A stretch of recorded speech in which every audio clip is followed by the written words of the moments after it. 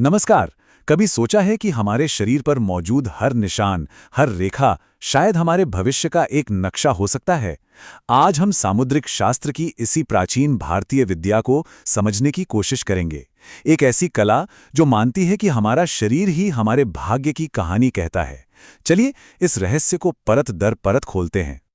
ये एक ऐसा सवाल है जो सदियों से इंसान को अपनी तरफ खींचता रहा है ना?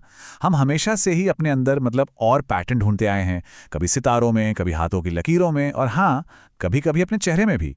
सामुद्रिक शास्त्र इसी गहरी मानवीय खोज का एक बहुत पुराना जवाब है।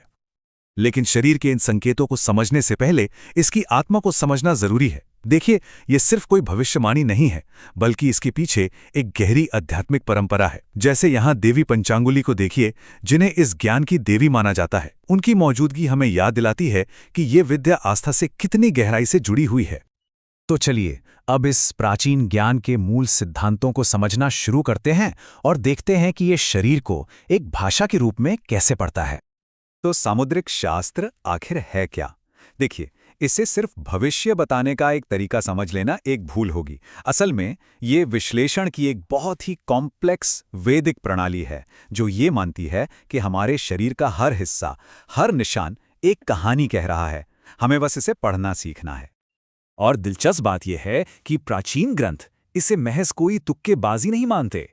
इसे एक स्ट्रक्चर्ड विज्ञान की तरह देखा जाता है, जो हमारी शारीरिक बनावट को सीधे ब्रह्मांड की शक्तियों से जोड़ता है। मतलब ये मानता है कि हम इस कॉस्मॉस का ही एक छोटा सा रिफ्लेक्शन है। और ये टेबल देखिए, इससे ये कॉस्मिक कनेक्शन और भी साफ हो जाता है। ध्यान दीजिए कैसे हर ग्रह को शरीर के खास अंगों और इंसानी गुणों से जोड़ा गया है। जैसे सूर्य आत्मा और स्वास्थ्य को कंट्रोल करता है, तो वहीं शुक्र सुख और कला को। ये बस कुछ उदाहरण हैं कि ये सिस्टम कितना सिस्टमैटिक और डिटेल्ड है। चलिए अब थ्योरी से प्रैक्टिकल पर आते हैं और देखते हैं कि ये प्रणाली असल में काम कैसे करती है। शुरुआत करते हैं शरीर के सबसे ऊपरी हिस्से से, यानी हमारे माथे से। इस शास्त्र के अनुसार सिर्फ किसी का माथा देखकर ही बहुत कुछ पता चल सकता है। जैसे कि एक चौड़ा वेल डेवलप्ड माथा धन का संकेत माना जाता है, जबकि एक संकरा माथा संघर्ष का। सीधी साफ रेखाएं हैं तो वो अच्छे भाग्य की निशानी है। कमाल है कि हर छोटी से छोटी बनावट का भी एक खास मतलब निकाला गया है। अब बात करते हैं उस हिस्से की जो शायद इस विद्या का सबसे फेमस पहलू है, हाथ। जी हाँ, हस्तरेखा शास्त्र या पामेस्ट्री इसी सामुद्रिक शास्त्र का एक बहुत ही जरूरी अंग है। यहाँ हाथ सिर्फ लकीरों का जाल नहीं है, उन्हें पवित्र माना जाता है। इस परंपरा में तो हाथ को देवी पंचांगुली का निवास माना जाता है। और ये जो यंत्र आप देख रहे हैं, ये रहस्यमयी चित्र उसी डिवाइन एनर्जी का प्रतीक है। ये हमें याद दिलाता है कि हस्तरेखा शास्त्र की जड़ें गहरी आध्यात्मिकता में हैं। स्पिरिचुअलिटी के साथ साथ इसमें एक बहुत ही प्रैक्टिकल क्लासिफिकेशन सिस्टम भी है। यहाँ हाथों को 5 मुख्य प्रकारों में बांटा गया है, अत्यधिक चौड़े से लेकर सख्त तक। जैसे समचौरस हाथ को देखिए, इसे स्वस्थ और शांत स्वभाव का प्रतीक माना जाता है, जबकि एक सख्त हाथ संघर्ष से भरी जिंदगी का संकेत दे सकता है। हर प्रकार की अपनी एक कहानी है। माथा और हाथ तो बस एक शुरुआत है। सामुद्रिक शास्त्र की असली गहराई इस बात में है कि यह शरीर के हर हिस्से पर, हर छोटे से छोटे निशान पर ध्यान देता है। चलिए अब जरा तेजी से कुछ और हैरान कर देने वाले संकेतों को देखते हैं।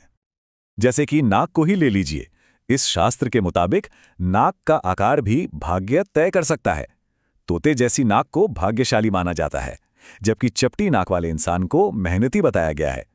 यह दिखाता है कि इस प्रणाली में हर छोटी से छोटी शारीरिक बनावट को भी कितना महत्व दिया गया है। और अब ये सुनिए, ये तो शायद आपको हैरान ही कर दे।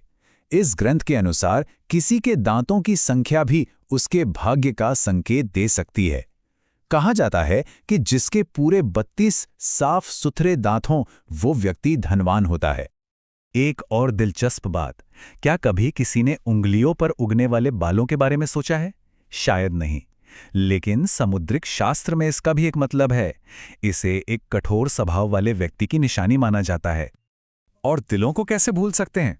शरीर पर तिलों की जगह का भी खास महत्व बताया गया है। जैसे कि माथे के दाहिनी ओर तिल का होना जमीन जायदाद से फायदे का संकेत देता है। तो क्रूशल पॉइंट यह है कि इस प्रणाली में शरीर का कोई भी चिन्ह व्यर्थ नहीं है। हर चीज का एक मतलब है। अब हम इस विश्लेषण के आखिरी हिस्से की तरफ बढ़ते हैं, जिसमें विशेष रूप से महिलाओं के लक्षणों पर फोकस किया गया है। और हाँ, ये जानना बहुत ज़रूरी है कि ये जानकारी सीधे स्रोत ग्रंथ से ली गई है और ये उस समय के कल्चरल पर्सपेक्टिव को दर्शाती है। इस ग्रंथ में महिलाओं के एनालिसिस के लिए एक पूरा का पूरा अध्याय समर्पित है, जो उस दौर के सामाजिक मापदंडों की एक झलक देता है। इसमें महिलाओं को उनके स्वभाव और गुणों के आधार पर मुख्य रूप से 4 कैटेगरीज में बांटा गया है: पद्मिनी, चित्रिणी, शंखिनी और हस्तिनी। हर प्रकार के अपने अलग गुण और अवगुण बताए गए हैं, जिसमें पद्मिनी को सबसे उत्तम माना गया है। शारीरिक बनावट की बात करें तो ग्रंथ में कहा गया है कि जिस स्त्री की आंखें हिरण की तरह होती हैं, वो बहुत भाग्यशाली होती है। ये उस समय की सुंदरता और सौभाग्य के बीच के कनेक्शन को दिखाता है। एक और बहुत ही खास उदाहरण, अगर किसी स्त्री के पैर के तलवे पर कमल, झंडे या मछली जैसा कोई निशान हो, तो उसे राजसुख भोगने वाली बताया गया है। यह दिखाता है कि यह प्रणाली कितने बारीक निशानों को भी महत्व देती है। तो हमने सामुद्रिक शास्त्र के कई पहलुओं को देखा, ग्रहों के प्रभाव से लेकर शरीर के अलग अलग अंगों पर मौजूद चिन्हों तक। अब इन सब जानकारियों को संक्षेप में समझते हैं। तो आखिर में हमें इसे कैसे समझना चाहिए? देखिए, इस विश्लेषण का मकसद इस प्रणाली को सही या गलत साबित करना नहीं था, बल्कि इसे समझना था। यह इंटरप्रिटेशन की एक बहुत ही कॉम्प्लेक्स सिस्टम है, जो वैदिक परंपरा से निकली है।